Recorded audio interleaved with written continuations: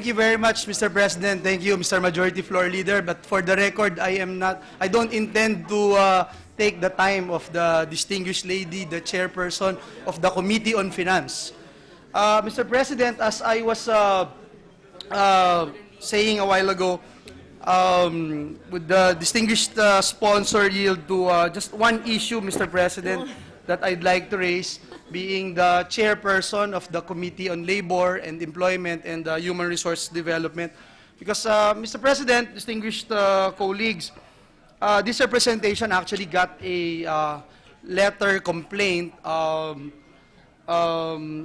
the Talents Association of GMA, or TAG, who were, according to them, deemed regular employees of GMA-7 and not independent contractors. And just to give a backgrounder, Mr. President, network talents are the technical and creative runners behind television shows, pitching stories, writing scripts and spills, producing audiovisual reports, shooting interviews, sourcing contracts and contributors, fact-checking stories, and finding case studies for stories, among others. I would just like to raise this issue, Mr. President, because as chair of the Committee on Labor, I would like to ask if these employers are actually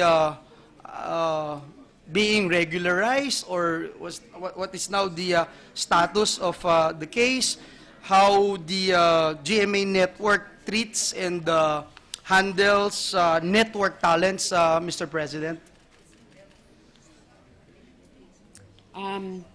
Mr. President, that particular question of the good senator from Bulacan is part of a pending case with the Court of Appeals. But they are complying with labor,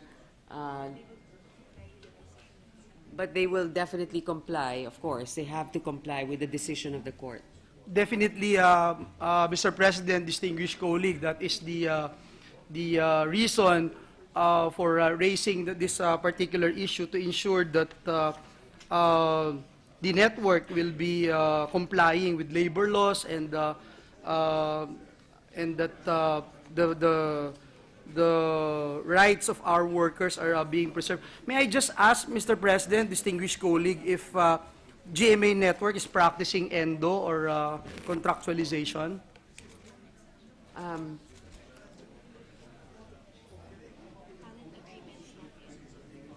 Perhaps, Mr. President, distinguished colleague, my only concern is the fact that when this representation got this letter from Talents Association of GMA, the main concern is the fact that there are some networks, not only GMA for sure, that are practicing the evils of contractualization, yung pong 555, for instance.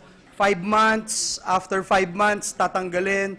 After 5 months, i-hire ulit, and it's going to be over and over again. And the worst part is that they are not getting benefits, and considering that they are actually doing a regular job, Mr. President.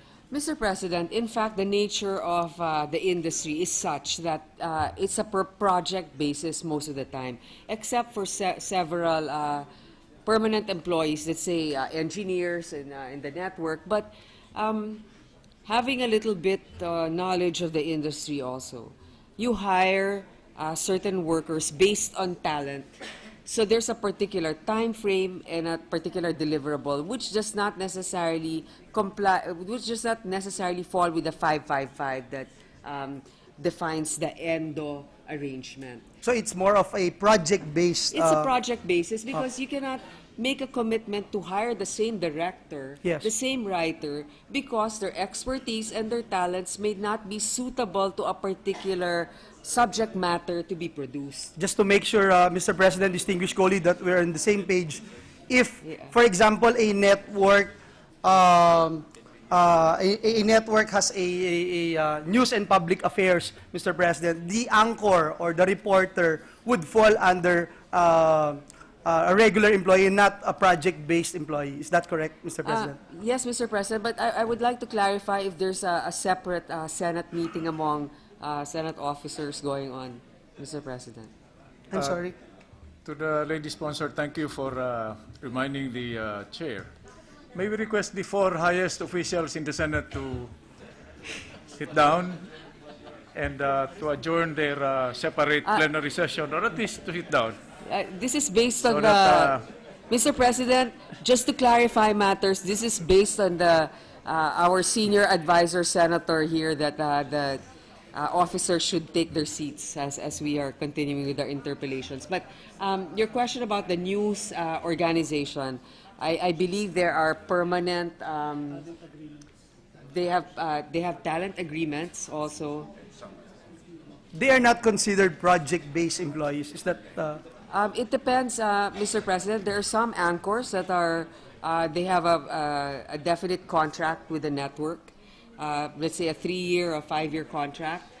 There are others that have per particular project basis. Again, because it's content that we are showing, it varies because there are certain subject matters or topics that are no longer relevant.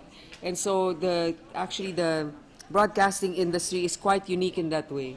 Would the cameraman, for example, of a news agency be part of the regular employee, Mr. President? Mr. President, for the news department, yes, I believe that most of Yes, their I cameramen agree.